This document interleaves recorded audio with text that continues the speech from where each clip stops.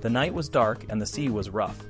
On a stormy evening in the 14th century, King Peter I of Cyprus stood on the deck of his ship, gazing into the distance. The wind howled and the waves crashed against the hull, but his mind was far away on a column in the town of Tyre, a place he believed held the key to his kingship.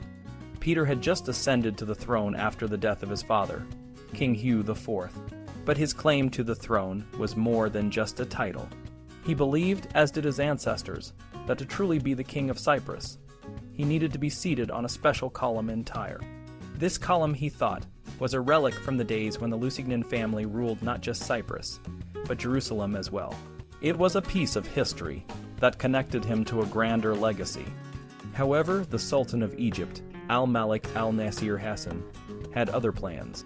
When Peter sent a request to the Sultan, asking for permission to visit Tyre, the Sultan scoffed. To him, Peter was just another Christian king, trying to assert his authority in Muslim lands. The Sultan denied Peter's request, and this refusal would have far-reaching consequences. Frustrated and humiliated, Peter decided to take matters into his own hands. He launched a raid on the Egyptian city of Alexandria. The attack was swift and brutal. His forces overwhelmed the city's defenses, and the streets were soon filled with the sounds of battle. The raid was a show of force, a way to reclaim some of the dignity that had been stripped from him by the Sultan's refusal. But the story doesn't end there. According to an Arabic legend, Peter's actions were not just a matter of pride. They were part of a much larger, almost ghostly narrative. The Lusignan family, who ruled Cyprus, had long claimed to be the rightful kings of Jerusalem. This claim was rooted in the Crusades, a series of religious wars where Christian armies had fought to control the Holy Land. For the Lusignans, this claim was more than just a historical footnote. It was a living part of their identity. The legend says that when Peter rode into battle, he was not just fighting for Cyprus.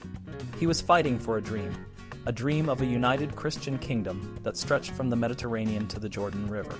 This dream, however, was a distant echo of a time long past, a time when the Crusaders had briefly held Jerusalem. For the Muslims, the Crusades were a different story. They saw it as a series of invasions by foreign invaders who had desecrated their holy sites. The city of Jerusalem, the third holiest city in Islam, had been a source of deep pain. The Muslim chroniclers, like Ibn al-Qalanisi, wrote about these events with a sense of loss and anger. They saw the Crusaders as infidels who had brought chaos and suffering to their land. One of these chroniclers, al-Nuwairi al-Iskandarani, wrote a detailed account of Peter's raid on Alexandria. He described it as a just punishment for the Sultan's refusal to let Peter visit Tyre. But he also saw it as a continuation of the ongoing conflict between Christians and Muslims, a conflict that had been raging for centuries. Peter's raid on Alexandria was a small part of a much larger story, a story of two worlds colliding. The Christian world, with its dreams of a unified kingdom, and the Muslim world, with its determination to protect its holy sites. This clash of cultures and beliefs would continue to shape the history of the Near East for generations to come. The storm on the night of the raid had long since passed, but the echoes of Peter's actions would resonate for years to come. The column in Tyre remained unvisited, but the legacy of the Lusignan kings would live on, a ghostly reminder of a time when dreams and reality were intertwined.